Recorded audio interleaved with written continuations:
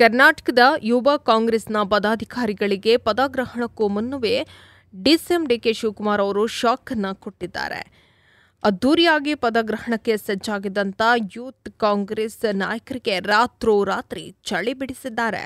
ಅಧಿಕಾರ ಸ್ವೀಕಾರಕ್ಕೂ ಮುನ್ನವೇ ಶಕ್ತಿ ಪ್ರದರ್ಶನಕ್ಕೆ ಮುಂದಾದಂಥ ಯುವ ನಾಯಕರ ವಿರುದ್ಧ ಫುಲ್ ಗರಂ ಆಗಿರುವಂಥ ಡಿಕೆಶಿ ಖಡಕ್ ಆದ ವಾರ್ನಿಂಗ್ ಅನ್ನು ಕೂಡ ಕೊಟ್ಟಿದ್ದಾರೆ.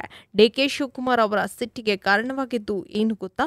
ಕರ್ನಾಟಕ ಯುವ ಕಾಂಗ್ರೆಸ್ನ ನೂತನ ಅಧ್ಯಕ್ಷ ಮಂಜುನಾಥ್ ಗೌಡ ಸೇರಿದಂತೆ ಪದಾಧಿಕಾರಿಗಳ ಪದಗ್ರಹಣ ಕಾರ್ಯಕ್ರಮವನ್ನು ಸೋಮವಾರ ಅಂದರೆ ಇಂದು ಅದ್ದೂರಿಯಾಗಿ ಬೆಂಗಳೂರಿನ ಅರಮನೆ ಮೈದಾನದಲ್ಲಿ ಆಯೋಜನೆ ಕೂಡ ಮಾಡಲಾಗಿತ್ತು. ಈ ಹಿನ್ನೆಲೆಯಲ್ಲಿ ರಸ್ತೆ ಉದ್ದಕ್ಕೂ ಅನಧಿಕೃತ ಬ್ಯಾನರ್ ಹಾಗೂ ಫ್ಲೆಕ್ಸ್ ಅನ್ನ ಹಾಕುವ ಮೂಲಕ ಯುವ ಕಾಂಗ್ರೆಸ್ ನಾಯಕರು ನಿಯಮವನ್ನು ಉಲ್ಲಂಘಿಸಿದ್ದಾರೆ. ಕಾರ್ಯಕ್ರಮದ ಹೆಸರಿನಲ್ಲಿ ತಮ್ಮ ಶಕ್ತಿ ಪ್ರದರ್ಶನಕ್ಕೆ ಮುಂದಾಗಿದ್ದಂಥ ನಾಯಕರ ನಡೆಗೆ ಡಿಕೆ ಶಿವಕುಮಾರ್ ಅವರು ಕೆಂಡಾಮಂಡಲವಾಗಿದ್ದಾರೆ.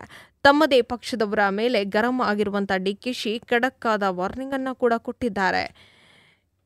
ಇದನ್ನೆಲ್ಲ ಬೂತ್ಗಳಲ್ಲಿ ಪ್ರದರ್ಶಿಸಿ ಯುವ ಕಾಂಗ್ರೆಸ್ ಪದಾಧಿಕಾರಿಗಳ ಪದಗ್ರಹಣ ಕಾರ್ಯಕ್ರಮಕ್ಕೆ ಸಂಬಂಧಿಸಿದಂತೆ ಅರಮನೆ ಮೈದಾನದ ಸುತ್ತಮುತ್ತ ಸೇರಿದಂತೆ ನಗರದಲ್ಲಿ ಅನಧಿಕೃತ ಫ್ಲೆಕ್ಸ್ ಬ್ಯಾನರ್ ಹಾಕಿರುವಂಥ ವಿರುದ್ಧ ಕ್ರಮವನ್ನು ತೆಗೆದುಕೊಳ್ಳುವಂತೆ ಬಿಬಿಎಂಪಿ ಕಮಿಷನರ್ ಅವರಿಗೆ ಸೂಚನೆಯನ್ನು ಕೂಡ ನೀಡಿದ್ದಾರೆ ಎಂದಿದ್ದಾರೆ.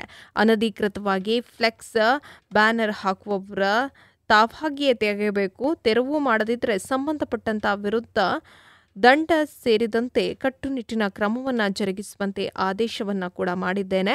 ಯುವ ಕಾಂಗ್ರೆಸ್ ಕಾರ್ಯಕರ್ತರು ತಮ್ಮ ಬಲವನ್ನು ಬೂತ್ಗಳಲ್ಲಿ ಪ್ರದರ್ಶಿಸಬೇಕೇ ಹೊರತು ಈ ರೀತಿ ಬ್ಯಾನರ್ ಫ್ಲೆಕ್ಸ್ ಹಾಕಿ ಅಲ್ಲ ಎಂದು ಎಚ್ಚರಿಕೆಯನ್ನು ಕೂಡ ಕೊಟ್ಟಿದ್ದಾರೆ.